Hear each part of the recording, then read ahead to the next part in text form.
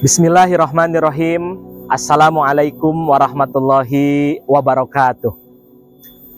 Alhamdulillahirabbil alamin wa bihi nasta'inu ala umurid dunya waddin. Wassalatu wassalamu ala asyrafil anbiya'i wal mursalin wa ala alihi wa ashabihi ajma'in, amma ba'du. Faqala Allah Ta'ala fil Qur'anil Karim, Bismillahirrahmanirrahim. Ya ayyuhalladzina amanu taqullaha haqqa tuqatih wa la tamutunna illa wa antum muslimun. Wa qala aidan Bismillahirrahmanirrahim, inna anzalnahu fi lailatul qadr. Shadaqallahul azim. Ilahi anta maksudi wa ridhaka matlubi a'atini mahabbataka wa ma'rifataka. Puja dan syukur marilah kita sama-sama panjatkan kehadirat Allah Subhanahu wa Ta'ala. Salawat beserta salam semoga selalu terlimpah tercurah kepada junjungan kita Nabi besar Muhammad Sallallahu Alaihi Wasallam. Tidak lupa pada keluarganya, pada sahabat-sahabatnya, kepada tabi'in tabi'atnya, dan kepada kita semuanya mudah-mudahan mendapatkan syafaatul uzma di yaumil akhir. Allahumma amin ya rabbal alamin. Ikhwan dan akhwat rahimakumullah, syahrul Ramadan disebut juga dengan syahrul Quran, disebut juga dengan bulan Al-Quran, karena memang Al-Quran pertama kali diturunkan oleh Allah Subhanahu wa Ta'ala pada bulan Ramadan. Maka para generasi salaf pada bulan Ramadan ini meningkatkan kuantitas, kualitas membaca Al-Quran. Bahkan bukan hanya membaca, akan tetapi mentadaburi, mentapakuri, bahkan bisa mengamalkan nilai-nilai yang terkandung di dalam Al-Quran. Sebagaimana diketahui bahwa kandungan dari Al-Quran bukan hanya hukum dan muamalah, akan tetapi ada kisah, al-kisah fil Quran, yaitu kisah-kisah dalam Al-Quran. Bahkan menurut para ulama, kandungan Al-Quran yang berbentuk kisah, itu lebih banyak daripada ayat-ayat hukum atau ayat-ayat muamalah. Tentu Allah Subhanahu wa Ta'ala mengkisahkan sesuatu yang ada di dalam Al-Quran ini bentuknya faktual, asli, dan tidak bohong. Tidak seperti cerita si Kabayan, itu fiktif, akan tetapi kisah yang ada di dalam Al-Quran ini adalah kisah yang nyata. Tentu dikisahkan di dalam Al-Quran dengan tujuan untuk dijadikan ibrah, dijadikan tauladan bagi umat muslim semua. Hal yang dikisahkan dalam Al-Quran ada hal-hal yang baik seperti kisah para anbiya, kisah Siti Maryam, kisah Zulkarnain, kisah Luqmanul Hakim, kisah Al-Imran. Pun pula dalam Al-Quran dikisahkan bukan hanya orang-orang yang baik, akan tetapi individu-individu yang tidak baik, individu-individu yang buruk. Contoh saja kisah Abu Lahab.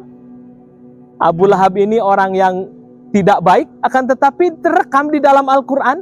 Kemudian kisah Fir'aun pun dikisahkan di dalam Al-Quran, dan kisah Qarun. Tentu orang-orang yang tidak baik ini dikisahkan di dalam Al-Quran agar supaya jadi contoh dan supaya tidak diikuti jejak perbuatan yang mereka lakukan.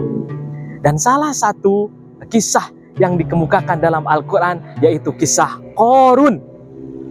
Rekan-rekan, ikhwan dan akhwat, saya kira sudah pernah mendengar siapa itu Qarun. Qarun itu adalah orang yang berada di masa Kangjeng Nabi Musa alaihi salam, dan menurut keterangan bahwa Qarun itu adalah orang yang berilmu, bahkan ahli membaca kitab Taurat, tentu setelah Nabi Musa dan Nabi Harun alaihi salam. Dan Qarun itu adalah orang yang sangat kaya raya.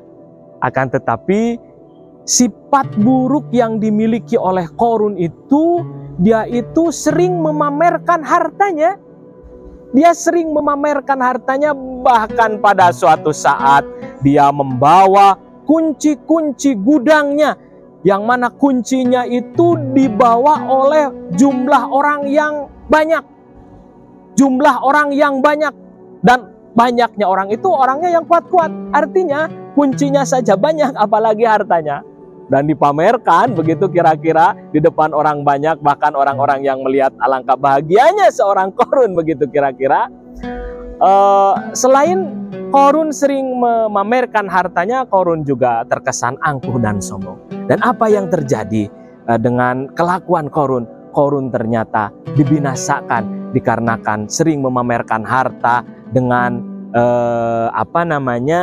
dengan sikap memamerkan harta dengan penuh dengan rasa kesombongan. Akhirnya dia dibinasakan.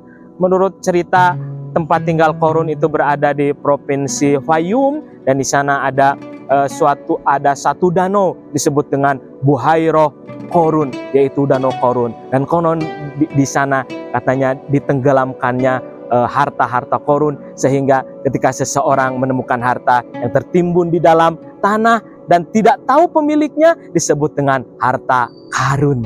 Dan itu adalah mungkin harta Qarun. Ikhwan dan akhwat rahimakumullah. Jadi ternyata memamerkan harta itu bukan hanya terjadi di zaman sekarang, akan tetapi di zaman Breto pun sudah kejadian, dan itu dilakukan oleh Qarun. Hendaknya kita semua bijak dalam memamerkan, kalau bisa jangan terlalu agresif memamerkan harta kekayaan, karena tidak sedikit orang yang memamerkan harta di medsos berakhir tidak baik-baik saja. Bahkan banyak yang berakhir di dalam sel penjara, karena jejak digital itu sulit untuk dihapus. Jejak digital itu sulit untuk dihilangkan. Lantas bagaimana Islam memandang orang yang mempunyai harta? Harta itu adalah titipan, dan harta ini harus dijadikan wasilah untuk mendekatkan diri kepada Allah Subhanahu wa Ta'ala. Mungkin kita mengetahui salah satu manqobah Tuan Syekh Abdul Qadir Jailani yang membeli kuda yang bagus dengan harga yang mahal, akan tetapi kuda itu dipakai untuk menolong sesama manusia. Mudah-mudahan kita dianugerahi harta yang banyak, diberikan kerendahan hati, dan kemudian dengan harta yang banyak itu kita bisa memanfaatkan harta tersebut kepada orang banyak dan bisa menjadi wasilah untuk taqarrub kepada Allah Subhanahu wa Ta'ala. Mudah-mudahan kita terbebas dari sifat-sifat Qarun. Mungkin hanya ini yang bisa disampaikan. Mohon maaf atas segala kekurangan dan kealpaannya. Hasbunallah wa ni'mal wakil, ni'mal maula wa ni'man nasir, wa atasimu bihablillah. Wassalamualaikum warahmatullahi wabarakatuh.